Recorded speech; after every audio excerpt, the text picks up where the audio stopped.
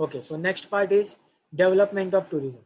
The crucial issue in the development of tourism is providing proper guidance to national and international tourists about various aspects of the actual travel, proper social conduct during the tour and during their stay. तो यहाँ पे क्या दिया गया है कि tourism का जो डेवलपमेंट है उसमें एक बहुत बड़ा इशू है. कौन सा इशू है कि जो भी टूरिस्ट अलग अलग जगह से हम लोग के यहाँ पे आते हैं या फिर हम लोग अलग अलग जगहों पे जाते हैं, तो अगर हम लोग किसी प्लेस को विजिट करेंगे तो वहाँ पे हम लोग को कैसा बिहेवियर करना चाहिए, कैसा कंडक्ट करना चाहिए, सोशल कंडक्ट कैसा करना चाहिए, इसके बारे में नॉलेज होना एक बहुत बड़ा इशू है. बहुत लोग हम लोग देखते हैं कि टूरिस्ट प्लेसेस पे जाके किसी टूरिस्ट मॉन्यूमेंट को स्पॉइल कर देते हैं, वॉल्स के ऊपर लिखते हैं या फिर कचरा फैलाते हैं, गार्बेज फैलाते हैं. तो ऐसी चीज़ें नहीं होनी चाहिए. ये एक इशू है टूरिज्म के डेवलपमेंट के लिए. टूरिज्म का डेवलपमेंट कैसे होना चाहिए, क्या क्या होना चाहिए? Giving priority to ensure safe transport security facilities for the tourist, amenities of reasonably good standard, availability of good accommodation, good washroom facilities on the travel routes is of great significance in promoting tourism. तो tourism के development के लिए हम लोग को क्या क्या चीज़ें देखनी पड़ेगी कि जो भी ट्रांसपोर्ट का रूट होगा, राइट, अगर हम लोग को कहीं पे जाना है तो जो भी ट्रांसपोर्ट रूट होगा वो अगर अच्छा होगा, सिक्योर होगा, तो ही हम लोग जाएंगे. फिर जहाँ पे हम लोग जा रहे हैं अगर वहाँ पे अच्छे क्वालिटी के, अच्छे स्टैंडर्ड्स के रूम्स, अच्छे स्टैंडर्ड के वॉशरूम, अकोमोडेशन फैसिलिटीज़ होगी. अकोमोडेशन मतलब होटल्स वगैरह जो होते हैं उनको अकोमोडेशन बोला जाता है. तो ये अगर फैसिलिटीज़ अच्छी होगी तो हम लोग क्या कर सकते हैं, वहाँ पे टूरिज्म करने के लिए जा सकते हैं. तो अगर हम लोग को टूरिज्म डेवलप करना है तो हम लोग को ट्रांसपोर्ट फैसिलिटीज़, अलग अलग होटल्स, वॉशरूम, ये सब चीज़ें भी अच्छे से डेवलप करने पड़ेगी. और क्या चीज़ है, it is also important to pay attention for special attention for special needs of handicap tourist. तो जो हैंडीकैप टूरिस्ट होते हैं उनके लिए भी हम लोग को एक स्पेशल अटेंशन देना पड़ता है. फॉर एग्जांपल बहुत जगहों पे आप देखोगे कि हैंडीकैप लोगों के लिए एक एक्सेसिबल टूरिज्म पॉइंट बनाया जाता है. मतलब जो हैंडीकैप लोग हैं अगर उन लोग स्टेयर्स यूज़ नहीं कर सकते तो उनके लिए लिफ्ट्स बनाई जाती है अलग अलग टूरिस्ट प्लेस के ऊपर. तो ऐसे हम लोग को जो भी हैंडीकैप पीपल है, हैंडीकैप टूरिस्ट है, उनको एक्सेसिबल हो या फिर उनको फिजिबल हो, ईजी हो, ऐसे टूरिज्म के अलग अलग टेक्नोलॉजीज को डेवलप करना पड़ेगा. It is important to take a few primary precautions in order to preserve the historical heritage site. It is essential that few things should be avoided and at any instant. For example, vandalizing or defecting the heritage monument and its sites. तो हम लोग ने third chapter में भी देखा था कि जो भी हेरिटेज साइट होती है उनको हम लोग को प्रिजर्व करना चाहिए, राइट, उनका ख्याल रखना चाहिए. वहाँ पे हम लोग को कचरा वगैरह नहीं फैलाना चाहिए, वॉल्स के ऊपर लिखना नहीं चाहिए. तो यहाँ पे वही दिया गया कि अगर कोई हेरिटेज साइट है, अगर उसको वैंडलाइज और डिफेक्टिंग, वैंडलाइज मतलब अगर उसको डिस्ट्रॉय करने की कोशिश की गई, उसको डिफेक्ट करने की कोशिश की गई, तो वो गलत चीज़ हो जाएगी. हम लोग का जो टूरिज्म है वो ग्रो नहीं हो पाएगा, वो डेवलप नहीं हो पाएगा. आप नीचे पिक्चर्स देख सकते हो कि बहुत सारे टूरिज्म के स्पॉट्स है जिनको लोग विदाउट एनी रीज़न उनको क्या करते हैं, वैंडलाइज करते हैं, उनको डिस्ट्रॉय करते हैं.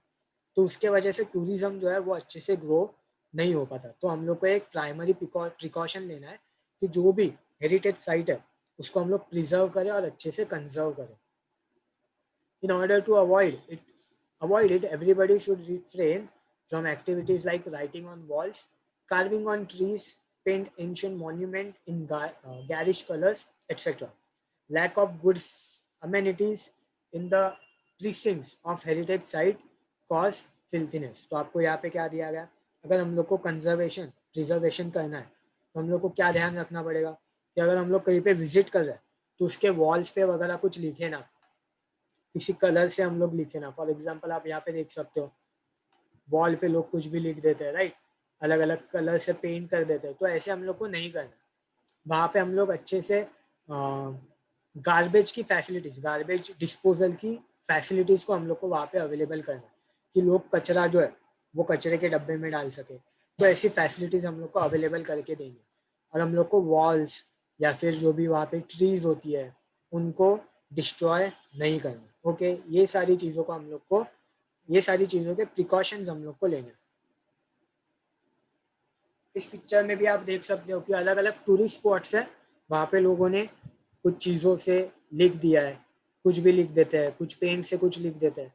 तो ये चीज़ें हम लोग को कम करनी पड़ेगी, कम नहीं पूरी तरीके से रोकनी पड़ेगी, क्योंकि इससे टूरिज्म जो है वो ग्रो नहीं हो पाएगा। It is very essential for tourists that pamphlets, guides, history books about tourist site be available in their own language. Hence, such literature should be made available in various languages. Also, एक और point क्या दिया गया है development के लिए कि अलग अलग जगहों के लिए अलग अलग लैंग्वेज में टूरिस्ट के लिए tourist guides, history books available होने चाहिए। फॉर एग्जाम्पल, अगर कोई मुंबई को विजिट करे, तो मुंबई को अगर कोई फॉरेनर विजिट करे तो उसको इंग्लिश में बुक लगेगी, राइट। अगर कोई मराठी लोग हैं जो अलग अलग जगहों पे विजिट करें, तो उनको क्या होना चाहिए, मराठी बुक अवेलेबल होनी चाहिए। कोई अगर साउथ इंडिया का है तो उनके लिए उनके लैंग्वेज में बुक अवेलेबल होनी चाहिए। तो अगर अलग अलग लैंग्वेजेस में टूरिस्ट गाइड्स या फिर टूरिस्ट गाइड से रिलेटेड बुक्स अवेलेबल होगी, तो टूरिज्म जो है वो और ज़्यादा ग्रो होने में हेल्प होगी। इवन और क्या, जो भी टूरिस्ट प्लेसेस होती है वहाँ पे अलग अलग गाइड्स होते हैं, आपने देखा होगा, या फिर वहाँ पे अलग अलग टैक्सी ड्राइवर्स होते हैं, या फिर अभी तो ओला उबर कैब्स आ गए, तो उनके जो ड्राइवर्स होते हैं, अगर हम लोग क्या करेंगे, ये जो टैक्सी ड्राइवर्स या फिर जो टूरिस्ट गाइड्स होते हैं उनको अलग अलग लैंग्वेज सिखाएंगे, अगर उनको अलग अलग लैंग्वेज सीखने को बोलेंगे या फिर उनको उसके लिए करेज देंगे, तो वो लोग अलग अलग लैंग्वेज सीख सकते हैं। और उससे क्या फ़ायदा होगा, अगर कोई टूरिस्ट यहाँ पे विजिट करेगा तो वो लोग अलग अलग लैंग्वेज में उनसे बात करके उनको पर्टिकुलर प्लेस के बारे में और ज़्यादा नॉलेज दे सकते हैं, उनके लैंग्वेज में आप उनसे बात कर सकोगे। तो इससे क्या होगा, जो भी टूरिस्ट यहाँ पे विजिट करने को आएगा वो क्या करेगा, अगली बार फिर विजिट करने के लिए आएगा, या फिर किसी को रिकमेंड करेगा कि इस ये टूरिस्ट प्लेस पे आपके साथ आपके लैंग्वेज में लोग बात कर रहे हैं। जो टूरिस्ट गाइड्स है वो भी इंग्लिश या फिर अलग अलग लैंग्वेज में बात कर सकते हैं।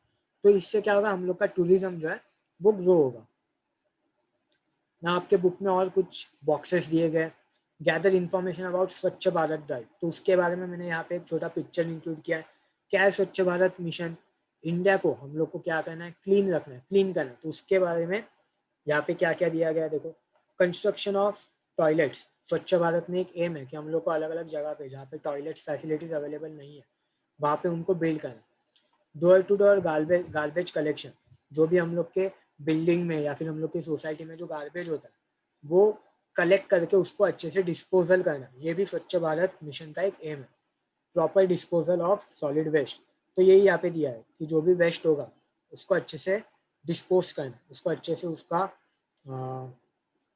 डिस्पोजल मतलब क्या, उसको अच्छे से हम लोग को एक जगह पे भेज के उसको बाद में वेस्ट को ख़त्म कर देना, या फिर उसको हम लोग एक वेस्ट ग्राउंड पे स्टोर करके रखेंगे, अलग अलग जगह पे फैलाएंगे नहीं, तो उसको वेस्ट डिस्पोजल बोला जाता है। वेस्ट मैनेजमेंट एंड ट्रीटमेंट, जैसे कि आप लोगों ने देखा होगा कि हम लोग के यहाँ पे अभी ड्राई वेस्ट, वेट वेस्ट, उसको अलग अलग तरीके से ट्रीट किया जाता है, अलग अलग तरीके से मैनेज किया जाता है। तो ये सब स्वच्छ भारत मिशन के एम है। अभी ये जो एम्स मैंने आपको बताया वो अर्बन स्वच्छ भारत मिशन के, अर्बन मतलब सिटी साइड, विलेज साइड अलग थोड़े एम्स है। तो उसके बारे में आप क्या करो, थोड़ा इन्फॉर्मेशन गैदर करने के लिए ट्राई करो। Collect picture of cultural, natural and mix heritage site, तो ये ऑलरेडी हम लोग ने थर्ड चैप्टर में मैंने आपको बहुत सारे पिक्चर्स दिखाए थे कल्चरल साइट के, मिक्स साइट्स के। What facilities should be made available for the tourist? How will you behave with tourist if you are a local person at a tourist site? तो जैसे मैंने आपको बोला कि अलग अलग लैंग्वेज में हम लोग को गाइड करना पड़ेगा उनको, अलग अलग बुक्स लिखनी पड़ेगी अलग अलग लैंग्वेज में। ऐसे फैसिलिटीज़ आप टूरिस्ट लोगों को अवेलेबल करके दे सकते हो। आप भी इसके बारे में अलग अलग पॉइंट्स और सोच सकते हो। Now the next part is conservation and preservation of heritage sites या फिर heritage. It is a hard task to preserve and conserve heritage site. Our country is very rich with historical site dating to ancient, medieval and modern period. It is also blessed with abundance of nature.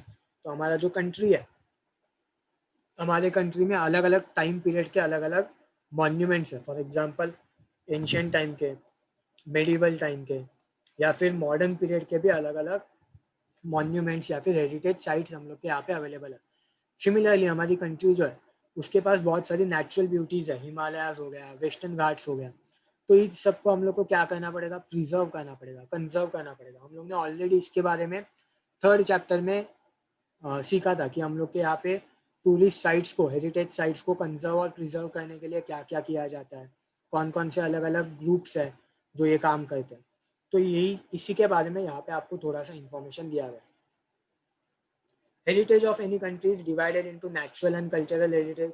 ये भी हम लोग already पढ़ चुके हैं third chapter में। ये heritage जो है वो आइदर नेचुरल होता है, फॉर एग्जांपल माउंटेन, बीचेस, जंगल, या फिर कल्चरल होता है, मैन मेड, जैसे कि कोई टेम्पल हो गया, कोई बिल्डिंग हो गई, मॉन्यूमेंट हो गया। तो ऐसे दो अलग अलग टाइप के हेरिटेज होता है। There are some heritage site in India which are acclaimed globally, for example Taj Mahal, Jantar Mantar, rock cut caves at Ajanta वेलूर, Gharapuri that is Elephanta, Chhatrapati Shivaji Maharaj Terminus in Maharashtra, Caste Plateau in Maharashtra which is located in Western Ghat. All of these are World Heritage Site.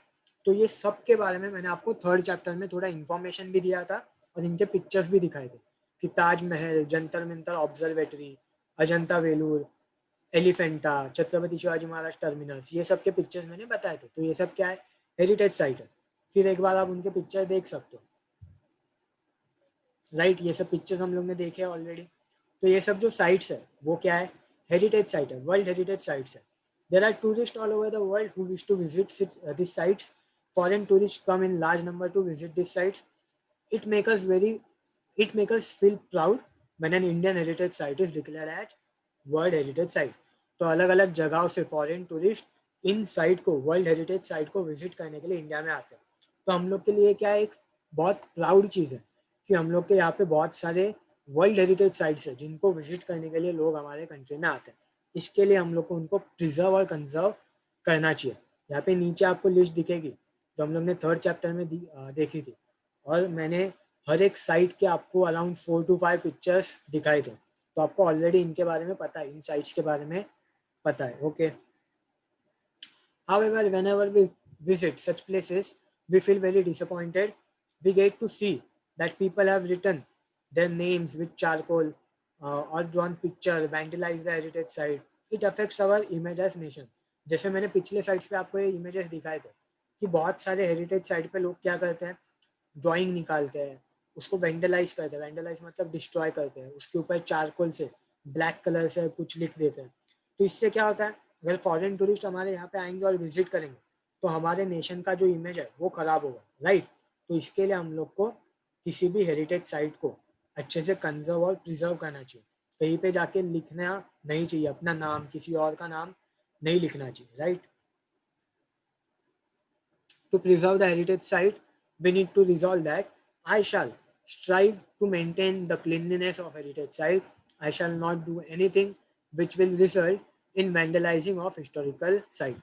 तो जो भी heritage site है उसको clean रखने के लिए हम लोग को ये रिजॉल्व करना पड़ेगा, एक प्रे करना पड़ेगा कि हम लोग जो भी हेरिटेज साइट होंगे वहाँ पे क्लीनलीनेस मेंटेन रखेंगे, उसको हमेशा साफ सुथरा रखेंगे।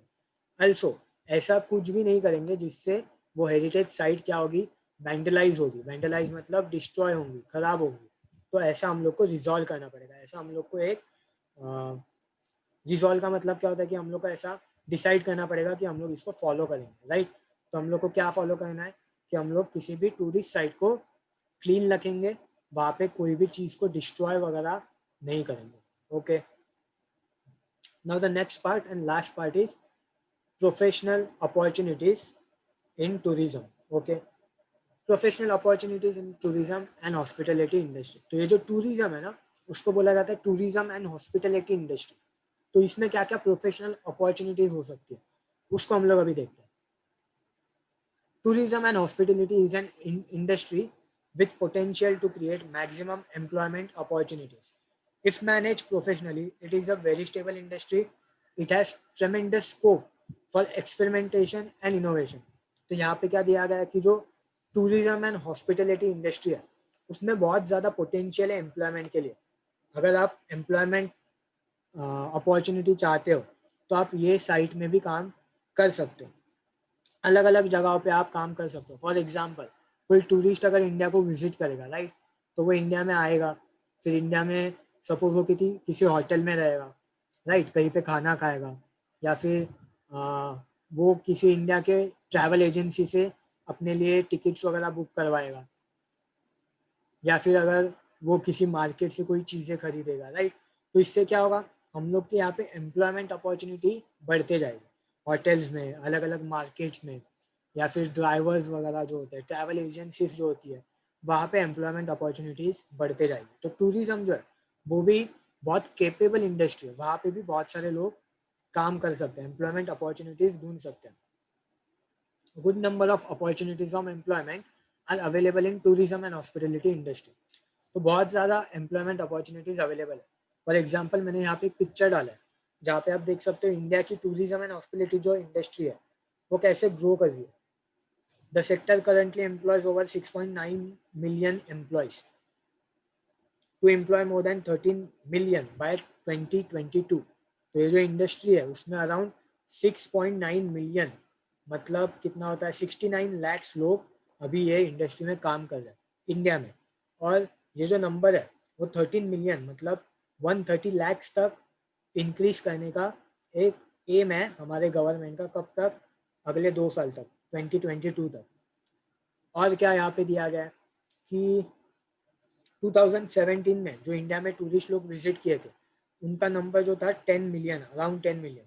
और 2018 में अप्रैल तक मतलब सिर्फ 3-4 महीने में ही अराउंड 3.8 मिलियन लोग इंडिया में विजिट कर चुके थे। मतलब ईयर एंड तक फिर से 10 मिलियन विजिट हो सकती थी, राइट। इसका मतलब बहुत सारे फॉरेन टूरिस्ट इंडिया में विजिट करने के लिए आते हैं। Also यहाँ पे क्या दिया गया है कि tourism and hospitality skill council has more than 130 qualification tax. तो अलग अलग 130 तरीके के क्वालिफिकेशन, अलग अलग स्किल्स, 130 की तरीके की अलग अलग स्किल आपको सीखने को मिल सकती है ये इंडस्ट्री में। Foreign tourist arriving in India, देख सकते हो आप 2012 में अराउंड 7 मिलियन लोग इंडिया को विजिट किए थे। 2017 में सबसे ज़्यादा थे, 10 मिलियन थे। 2018 में कितने थे? अराउंड 4 मिलियन थे, लेकिन वो कब तक थे? अप्रैल तक। यहाँ पे स्टार मार्क किया है, क्यों? क्योंकि वो अप्रैल तक का नंबर है, मतलब दिसंबर तक ये भी कहाँ तक जाएगा? 10 मिलियन तक पहुँच सकता था, राइट। 2020 में ऐसा एस्टिमेट था कि 20 मिलियन फॉरेन लोग इंडिया में विजिट कर सकते हैं। ऐसा होगा नहीं, क्यों? क्योंकि 2020 में कोरोना का जो पैंडेमिक है वो फैला था। लेकिन फिर भी हम लोग बोल सकते हैं, अगर कोरोना को हम लोग बाजू में रखेंगे तो इंडिया में जो है 2018-2019 तक टूरिज्म जो है वो बहुत ज़्यादा ग्रो करते आ रहा है। 10 मिलियन टूरिस्ट इंडिया में विजिट करते आ रहे हैं हर साल। तो इसका मतलब क्या? टूरिज्म बहुत ज़्यादा बढ़ रहा है और उसमें हम लोग को बहुत सारी प्रोफेशनल अपॉर्चुनिटीज़ मिल सकती है। The country which is a tourist destination began to receive revenue even before a tourist arrived at the airport of the country. He has to pay for the visa. अगर आपको पता होगा किसी country में आप visit करोगे तो वो कंट्री में जाके आपको वीज़ा के लिए पे करना पड़ता है। वीज़ा क्या होता है? उस कंट्री का एक स्टैम्प होता है कि आपको अलाउ किया गया है ये कंट्री में अराइव करने के लिए।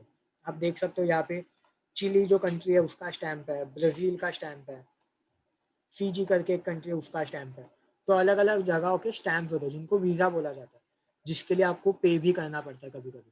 तो आप किसी कंट्री को विजिट कर रहे हो, उसके लिए आपको अगर वीज़ा के लिए पे करना पड़ जाए तो कंट्री को विजिट करने से पहले ही वो कंट्री को आप पे करने लग जाते हो। मतलब विजिट करने से पहले ही वो कंट्री की इकोनॉमी में आपने क्या कर दिया? कंट्रीब्यूशन कर दिया।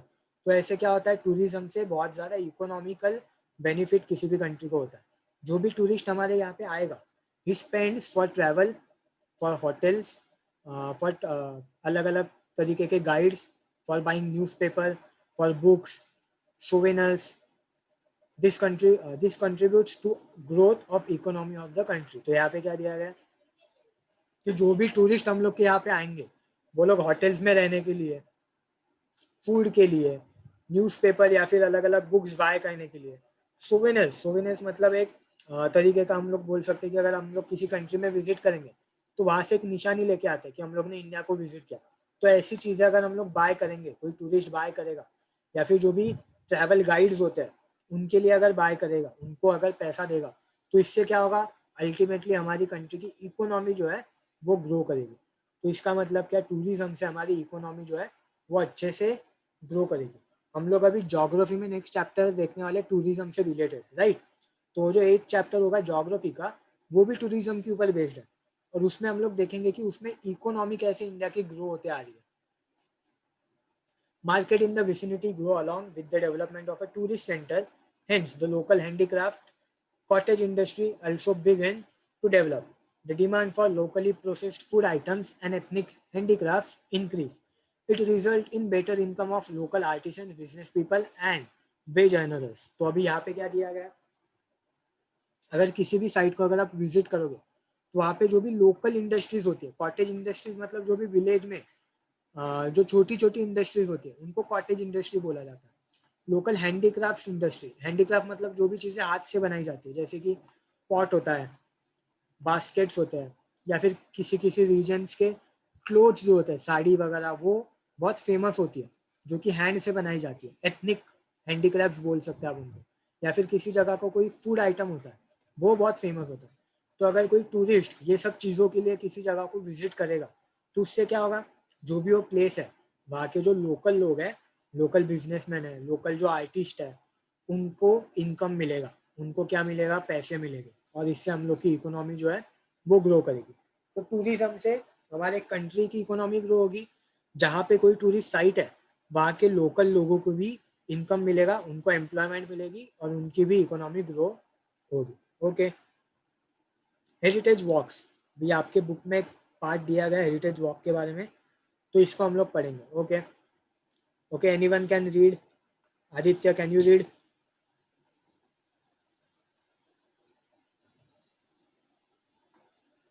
Aditya? And okay, Pooja read. yes, sir. Heritage books. To go on a tour for visiting historical places is known as heritage walk. One can experience the thrill of being a part of history by participating in heritage walks.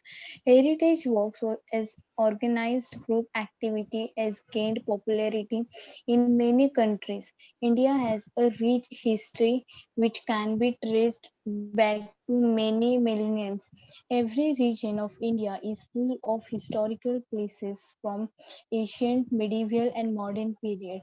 The Heritage Walk, organized in the city of Ahmedabad, is well known. In the city of Mumbai and Pune in Maharashtra, such walks are organized regularly. Heritage walks can encourage people to support projects like conservation and preservation of historical monuments, to collect authentic information about them and to publish it through various media. Residences of renowned citizens who have passed away are also part of heritage. In some cities, blue plaques with the names and other relevant information of such citizens are placed on their residences as a part of heritage scheme. Okay, so यहाँ पे आपको heritage वॉक्स के बारे में दिया गया है। Heritage walk क्या होता है कि अलग अलग जगहों पे ना एक टूर या फिर एक वॉक अरेंज किया जाता है, और किसी भी जगह पे अगर कोई हेरिटेज साइट है तो उसको लोग विजिट करते हैं। फॉर एग्जांपल, इंडिया में बहुत सारी एंशियंट, मेडिवल, मॉडर्न तरीके की अलग अलग मॉन्यूमेंट्स, अलग अलग साइट्स है। हम लोग ने देखा था इंडिया की जो फर्स्ट सिटी थी जिसको एक हेरिटेज साइट का दर्जा मिला था वो अहमदाबाद थी, राइट। तो अहमदाबाद सिटी में अलग अलग जगह हेरिटेज साइट्स है, उसको विजिट करने के लिए हेरिटेज वॉक एस्टेब्लिश किया जाता है। इवन मुंबई, दिल्ली, पुणे, ये जगहों पे भी हेरिटेज वॉक एस्टेब्लिश किए जाते हैं। दिल्ली में भी बहुत सारी मेडिवल पीरियड की मॉन्यूमेंट्स है, तो ये मॉन्यूमेंट्स को लोग विजिट करते हैं। वॉक होता है, अलग अलग मॉन्यूमेंट्स को विजिट करते हैं, उसके बारे में इंफॉर्मेशन दी जाती है, और इससे क्या होता है, लोगों में वो चीज़ों के बारे में इंटरेस्ट और बढ़ जाता है, और फिर लोग अपने आप से वहाँ पे कंजर्वेशन करना, प्रिजर्वेशन करने को स्टार्ट कर देते हैं। तो इसके लिए हेरिटेज वॉक जो है वो बहुत इंपॉर्टेंट पार्ट है। हेरिटेज वॉक से क्या होता है, लोगों के मन में हेरिटेज के लिए, हेरिटेज को कंजर्व और प्रिजर्व करने के लिए एक करेज आ जाता है, तो वो लोग कंजर्व करना स्टार्ट कर देते हैं।